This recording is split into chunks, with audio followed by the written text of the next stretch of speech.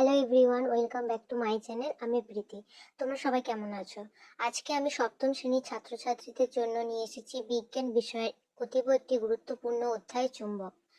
তোমাদের সামনে দ্বিতীয় পর্যায়ক্রমিক মূল্যায়ন, আর এই চ্যাপ্টার থেকে প্রশ্ন আসবে। আজকের ভিডিওতে আমি তোমাদের জন্য একদম বাছাই করা সেরা কিছু প্রশ্ন নিয়ে এসেছি। এই প্রশ্নগুলো একবার ভালো করে প্র্যাকটিস করে নিলে আমি নিশ্চিত তোমরা এখান থেকেই 100% কমন পাবে। তাই আর দেরি না করে চলো সরাসরি প্রথম প্রশ্নে চলে যাই। প্রথম প্রশ্ন দেখো, চৌম্বক পদার্থ ও অচৌম্বক পদার্থ কাকে বলে? তার একটি করে উদাহরণ দাও।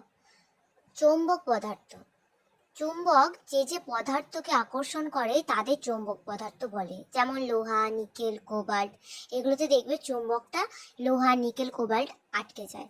আর যে যে পদার্থকে চুম্বক আকর্ষণ করতে পারে না তাদের অচৌম্বক পদার্থ বলে। যেমন প্লাস্টিক, রবার, কাঠ, কাগজ, এইসব পদার্থগুলোকে কিন্তু চুম্বক আকর্ষণ করে না, বিকর্ষণ করে।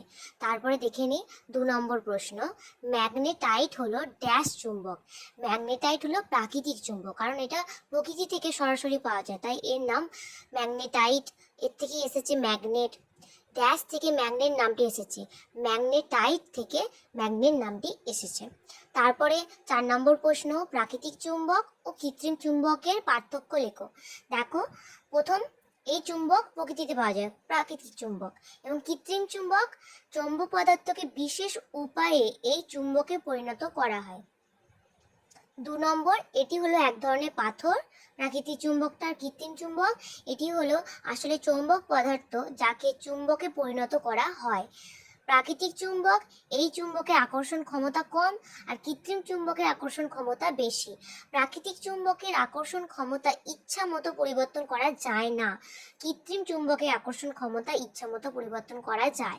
প্রাকৃতিক চুম্বকের ব্যবহার প্রায় নেই বললেই চলে, আর কৃত্রিম চুম্বকের এখন এই বর্তমানে চুম্বক বহুল ব্যবহৃত হয়। তোমরা বেশিরভাগই কৃত্রিম চুম্বকটাই ব্যবহার করো। নেক্সট প্রশ্ন দেখে নাও, 5 নম্বর দাগের, চুম্বকের ধর্ম লেখো। উত্তর দেখে নাও। চুম্বক চুম্বক পদার্থকে এবং অন্য চুম্বকের বিপরীত মেরুকে আকর্ষণ করে।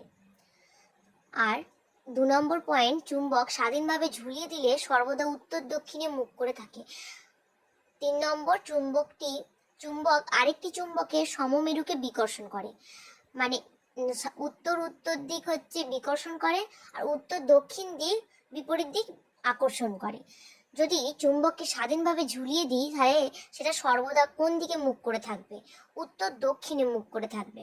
তারপর 7 নম্বর প্রশ্ন দেখো, দু প্রান্ত ছুচালো হালকা চুম্বকিত ইস্পাতের পাতকে কি বলে? চুম্বক শলাকা। 8 নম্বর প্রশ্ন, চুম্বকের মেরু কাকে বলে? চুম্বকের দুই প্রান্তে যেই দুই অঞ্চলে চুম্বকের আকর্ষণ ক্ষমতা সবচেয়ে বেশি, সেই দুই অঞ্চলকে চুম্বকের মেরু বলে। আরও নতুন ভিডিও পেতে আমার চ্যানেলটিকে সাবস্ক্রাইব করে পাশে থেকো। দেখে নাও তারপরে 9 দাগের প্রশ্ন, চুম্বকের উদাসীন অঞ্চল কাকে বলে? এইটা কিন্তু খুবই ইম্পর্টেন্ট প্রশ্ন। চুম্বকের ঠিক মাঝখানে চুম্বকের আকর্ষণ ক্ষমতা প্রায় নেই বললেই চলে, এই অঞ্চলকে চুম্বকের উদাসীন অঞ্চল বলে।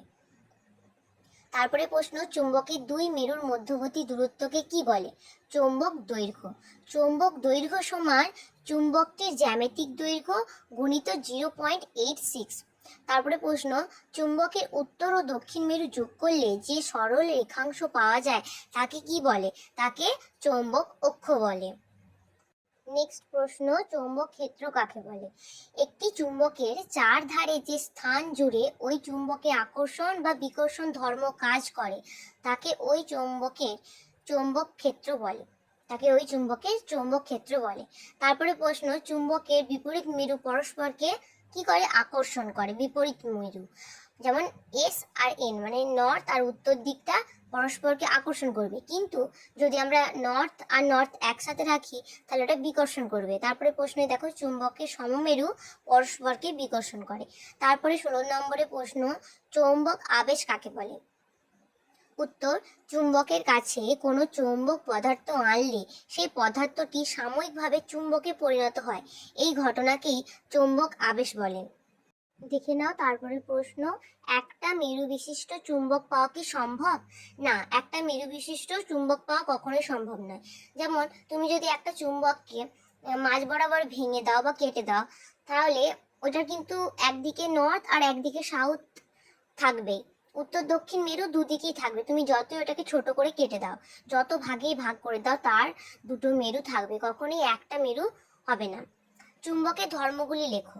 চুম্বকের আকর্ষণ ধর্ম, চুম্বকের দিক নির্দেশক ধর্ম, চুম্বকের স্বমেরু পরস্পরকে বিকর্ষণ আর বিপরীত মেরু পরস্পরকে আকর্ষণ করে। চুম্বকের আকর্ষণের আগে আবেশ হয়। চুম্বকের সর্বদা দুটি বিপরীত মেরু থাকে।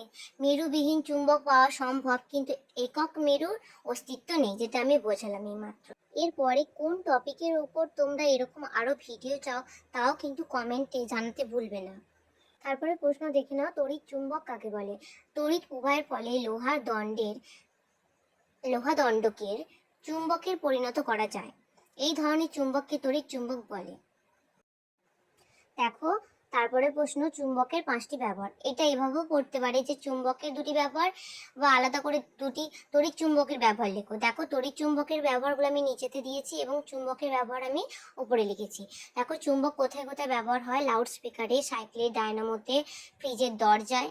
আর তড়িৎ চুম্বক ইলেকট্রিক কলিং বেলে, ইলেকট্রিক মোটরে তড়িৎ চুম্বক ব্যবহার করা হয়, আর কম্পিউটারের হার্ড ডিস্কে এই চুম্বক ব্যবহার করা হয়। তাহলে এখান থেকে দুটো প্রশ্ন পড়তে পারে। তারপরে দেখে নাও 21 নম্বর প্রশ্ন, চৌম্বক দৈর্ঘ্য ও জ্যামিতিক দৈর্ঘ্যের মধ্যে সম্পর্কটি লেখো।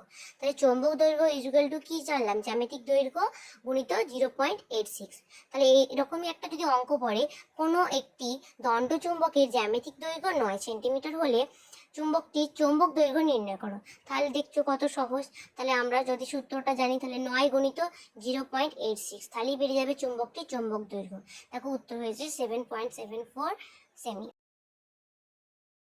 তারপরে প্রশ্ন, মেরুজ্যোতি বা অরোরা কি? মহাবিশ্ব থেকে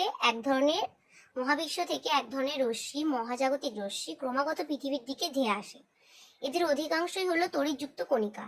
ভূচৌম্বক ক্ষেত্রের সঙ্গে এদের ক্রিয়া প্রতিক্রিয়া ঘটে, ফলে মেরু অঞ্চল ঘিরে দুটি বিকিরণ বলয় তৈরি হয়। একেই বলা হয় মেরুজ্যোতি বা অরোরা।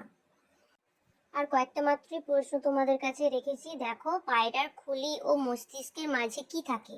একটা চুম্বক থাকে, ওইটার নাম কি? ম্যাগনেটাইট, কালো রঙের। তারপরে তড়িৎ চুম্বকের শক্তি কিভাবে বাড়ানো যায়? তড়িৎ চুম্বকের শক্তি বৃদ্ধি করার সাধারণত দুটো উপায়: চৌম্বক পদার্থের ওপর জড়ানো তারের পাক সংখ্যা বাড়িয়ে দিতে হবে, আর 2, প্রবাহিত তড়িতের মাত্রা বাড়িয়ে। এই ছিল আজকে তোমাদের জন্য বাছাই করা চুম্বক চ্যাপ্টার থেকে কিছু গুরুত্বপূর্ণ প্রশ্ন, যেগুলো তোমরা ভালোভাবে প্র্যাকটিস করো। দেখবে এখান থেকেই তোমাদের 100% কমন এসেছে পরীক্ষায়।